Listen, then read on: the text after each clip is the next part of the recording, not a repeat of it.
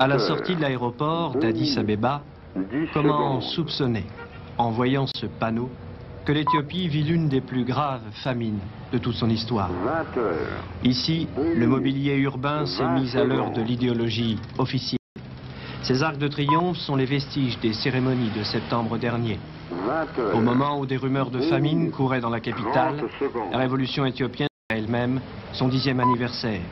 Grande pompe et gros sous, ici même à Revolution Square, car la révolution éthiopienne parle anglais, défilé, présence de dignitaires soviétiques et allemands de l'Est, l'Éthiopie fait partie de la grande famille des États socialistes. Le chef du pays, le lieutenant-colonel, aime à rencontrer sa propre image dans les rues d'Addis Abeba. Les personnages qui l'entourent traduisent ce qui semble être la préoccupation majeure du gouvernement, l'armée. Sous ses kalachnikovs, un slogan affirme « Notre armée est la plus forte ». Au grand marché d'Addis Abeba, le plus grand d'Afrique, l'image de la famine reprend ses droits.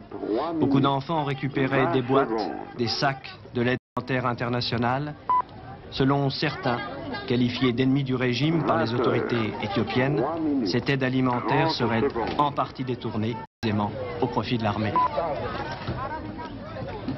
L'armée, la famine, toutes les deux se côtoient chaque jour à Port Assad.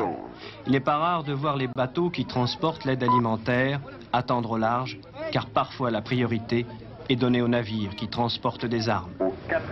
Ici, à quelques kilomètres de Port Assad, dans ce camp, plusieurs centaines de chars soviétiques, des canons, des blindés.